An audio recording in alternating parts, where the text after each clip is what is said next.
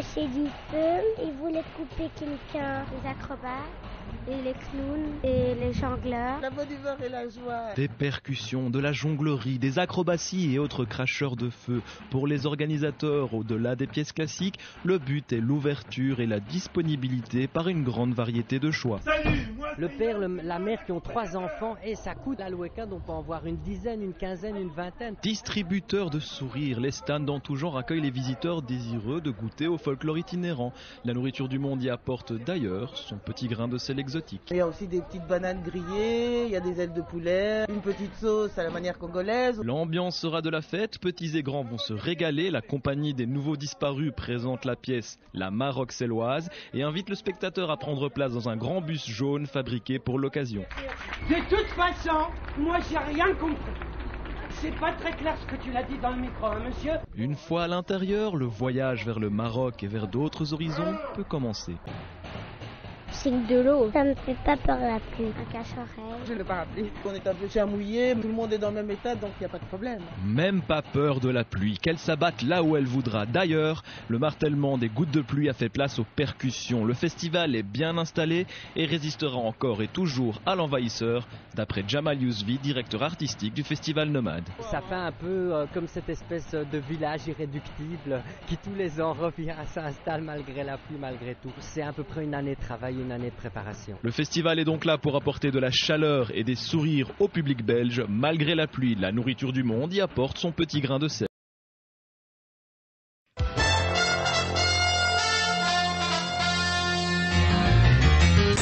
Tu trouves ça comment? Très chouette. Tu vas manger une barbe à papa ou une pomme d'amour? Une barbe à papa. Ah, la barbe à papa et autres pommes d'amour, les sucreries classiques des foires qui attirent toujours autant les enfants. Pour autant, Constant en a vendu beaucoup moins cette année. Vous voyez du monde, le ramadan fait beaucoup chez nous autres, pour le manger surtout. Les vendeurs de nourriture sont en perte, mais les stands de carrousel et la pêche au canard n'attirent pas vraiment plus de monde, si ce n'est un papa désireux de faire plaisir à son fils. C'est pour tenir une promesse que j'avais faite à mon fils. Ça s'arrête là. La pêche au canard, t'aimes ça? Oui, ici ça fait 2 fois. Pas évident donc de faire du chiffre, surtout si au mauvais temps s'ajoute le ramadan et le besoin de moins dépenser. Beaucoup de pluie, ça retient beaucoup de gens à l'intérieur aussi. À cause du temps, aussi à cause du ramadan. Certains habitués heureusement ne boudent pas leur plaisir et c'est une affaire de famille. Pour eux, le manque de public est plutôt une bonne chose. C'est un peu une tradition avec notre papa. Chaque année c'est les petits chevaux et c'est toujours lui qui gagne. C'était bien, il n'y avait pas de monde au moins.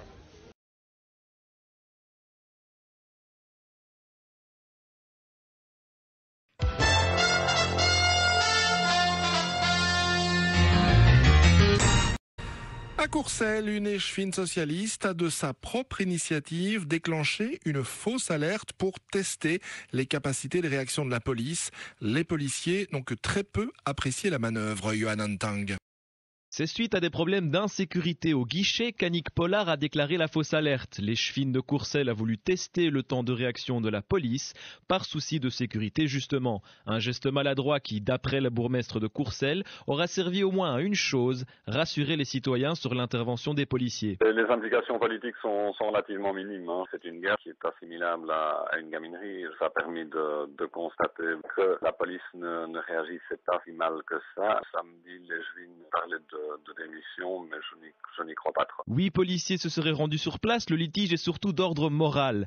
Un manque de confiance avant tout, une plainte aurait été déposée. D'après le commissaire Bisson, chef de corps actuel de la police de Courcelles-Fontaine-l'Évêque, il s'agit simplement de la procédure. Ici, suite à l'intervention, comme c'est prévu, un rapport a été rédigé par le service de police pour une alarme intempestive. C'est le parquet qui décide de la suite à réserver au rapport de la police. Bon, le coût est quand même limité, ça se limite à une équipe d'intervention qui s'est rendue sur place dans un délai assez court. Il ne faut pas rester des heures pour assumer l'intervention. Depuis cet incident, les critiques fusent. La CSC Service Public qualifie d'initiative scandaleuse la fausse alerte.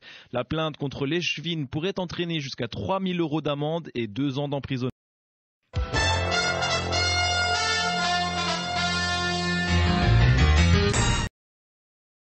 La population totale de l'Afrique pourrait en effet quadrupler d'ici un siècle et passer de 800 millions d'habitants en 2000 à 3,6 milliards en 2100. Un chiffre impressionnant, surtout quand on connaît les problèmes de famine grave que connaît l'Afrique actuellement.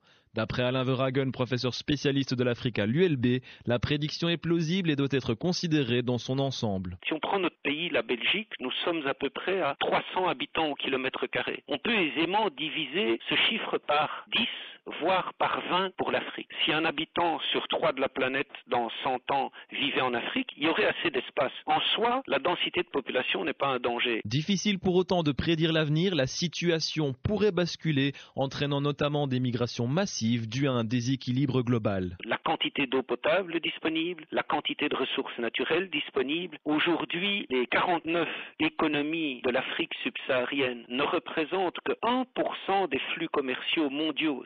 Ce qui n'est déjà plus un équilibre se trouverait encore aggravé. Une prévision effrayante, la population n'aurait donc plus aucun recours pour sortir de la pauvreté.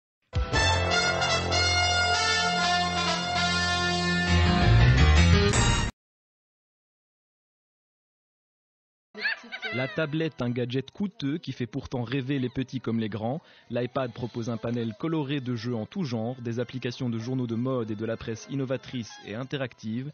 Il n'est pas encore possible de tout faire avec cet ordinateur miniature de luxe, mais ça ne devrait pas tarder. Alice vient de s'en acheter un, elle n'est pourtant pas dupe. Effectivement, l'iPad n'est pas nécessaire aux gens. Moi, je dessine avec, donc j'en ai vraiment beaucoup de plaisir, mais ça reste quand même de l'ordre du gadget. J'ai craqué pour l'idée de Mac qui est bien faite, quoi. Une stratégie marketing très poussée, la marque à la pomme sait comment s'y prendre pour appâter les clients. Alice y voit une utilité, alors que Nicolas reste lucide. J'ai choisi l'iPad en me disant je peux consulter mes pages internet, mes mails, etc. très vite. Le design d'Apple est très particulier et c'est les seuls dans ce marché qui ont vraiment un design intéressant et qui se démarquent de la concurrence. Pour les vendeurs, l'objet s'est installé sur le long terme. D'après John, vendeur dans la section ordinateur, le look fait son charme. Le panel de software disponible s'étoffe et devrait intéresser de plus en plus de monde. Dans notre jargon à nous, on dit qu'il est sexy, donc qu'il appelle à l'achat. Allumer la machine, faire un slide et en 30 secondes avoir les images, le client aime.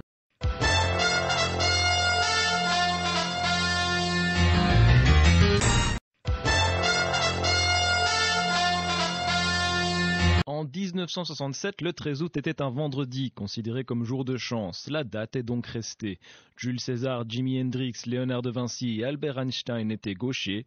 Aujourd'hui, la population en compte de 10 à 15%. Il y a encore peu de temps, c'était considéré comme un handicap à corriger. Certains adultes s'en souviennent encore. Au départ, j'étais gauchère quand j'étais petite, mais mes parents m'ont forcée d'être droitière. Mon père, par exemple, lui ne mangeait jamais avec un gaucher dans le même plat. C'était toujours mieux de faire des choses avec la main droite. On m'a un peu brutalisée pour que j'écrive avec la main droite. On me liait la main à gauche. J'ai eu plein de brimades quand j'étais petite, mais j'ai persévéré. Heureusement, les mentalités ont évolué. Fini les brimades. Être gaucher n'est pourtant pas si facile à détecter. C'était plutôt nous qui essayions de le forcer à prendre les choses de la main droite parce qu'on ne comprenait pas. En utilisant la main droite, il était maladroit. Les gens voulaient pas voir que je pouvais me débrouiller de la gauche. J'ai commencé à écrire au tableau avec la droite, tellement catastrophique qu'à chaque fois on m'engueulait. À défaut de participer à la fête de ce 13 août, certains confondent les deux, comme c'est le cas pour pas mal de personnes. Je suis pas gaucher, je suis droitier.